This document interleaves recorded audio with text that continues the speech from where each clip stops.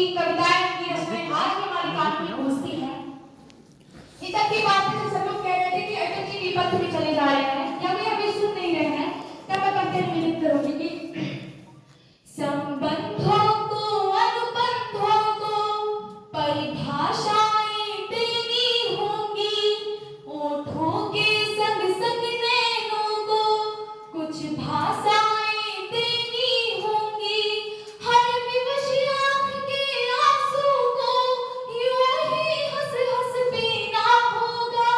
तुम कवि हो जब तक पीड़ा है, तब तक तुमको जीना होगा। मनमोहन के आकर्षण, भूरी भटकी राधाओं की, हर अभिशापित वैदेही को पथ में मिलती बाधाओं की।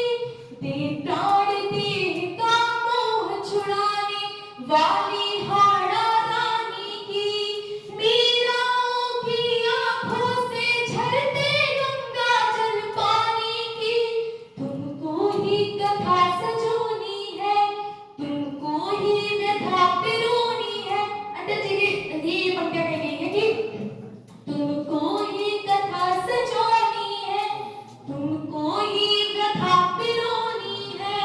इस प्रतिया भाव भले ही दे, तुमको उनको सीना होगा।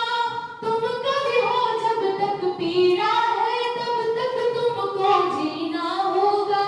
और अगला बैठ सुनिएगा कि जो सूरज को पिघलाती है, व्याकुल उन सांसों को देखो, या सतरंगी परिधानों पर मिटते इन प्यासों को देखो।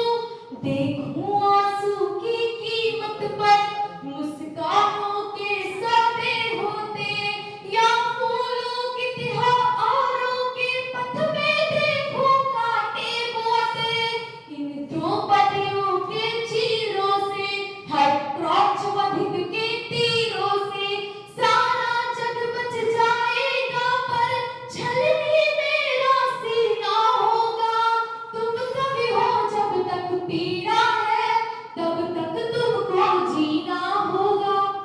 और अगली पंक्ति मैं आपके समक्ष रखना चाहूंगी, जिसमें अटल बिहारी वाजपेयी की भी कविता मैंने उसमें उल्लेख किया है। सुनिएगा कि भारत माँ की आशाएं जो पूरी करता गया पुजारी, भारत माँ की आशाएं जो पूरी करता गया पुजारी, उसी महामानव को कहते वाजपेयी श्री अटल बिहारी। तो त्याग तपो में कर्मनिष्ठ जो, त्याग तपो में कर्मनिष्ठ जो, गरिमा का जो अमित दोष था, और संविधान के जिस पंडित में छू न सका लवलेश दोष था, कि धरती को ऊंचे कद के इंसानों की जरूरत है, धरती को ऊंचे कद के इंसानों की जरूरत है। भीड़ में खो जाना, यादों में डूब जाना, स्वयं को भूल जाना, अस्तित्व को अर्थ, जीवन को सुगंध देता है। धरती को गौरव की नहीं, ऊंचे कद के इंसानों की जरूरत है। इतने ऊंचे कि आसमान को छू ले, इतने ऊंचे कि आसमान को छू ले, नए नक्षत्रों में प्रतिभा के बीज बोले, किंतु इतने ऊंचे भी नहीं कि पांव तले डूब न जावे, कोई कांटा न चुभे, कोई कली न खिले। अनुभव जिसके अनुगामी थे, अनुभव जिसके अनुगामी थे, जन जन का जो स्नेह पात्र था, नहीं स्वार्थ से परिचय जिसका स्वच्छ हृदय निश्चली गात्र था, तो राष्ट्रदेव के श्री चरणों में जिसका जीवन था बलिहारी, उसी महामानव को कहते वाजपेयी श्री अटल बिहारी। क्योंकि सभी को पता है कि वो एक कुशल वक्ता कवि थे, और कवि जो होता है वो शासन विपक्ष होता है। यदि कवि सत्ता पर कविता लिखेगा तो या तो सत्ता नष्ट हो जाएगी या तो कविता नष्ट हो जाएगी। और हमारे अटल बिहारी वाजपेयी का जो कार्यकाल था वो शासन विपक्ष था। वो प्रणब मुखर्जी, पूर्व राष्ट्रपति हमारे प्रणब मुखर्जी जी ने उनके बारे में एक बात कही थी कि जो 1955 से जब वो सदन में आते थे तो जनसंख्या की संख्या कम थी, किंतु विपक्ष के नेता वही थे। अर्थात वोट प्रतिशत काम नहीं करता अटल जी को बनाने में, लोग प्रतिशत काम करता है। अब उनके व्यक्तित्व का मैं वर्णन करूंगी पंक्तियों के माध्यम से। सुनिएगा ना होने पर पूरे भारतवर्ष पर क्या प्रभाव पड़ा। सुनिएगा कि आज मानवता व्यथित क्यों, आज मानवता व्यथित क्यों, विश्व क्यों गंभीर है, हर हृदय संतप्त क्यों है, क्यों नयन में नीर है, हर हृदय संतप्त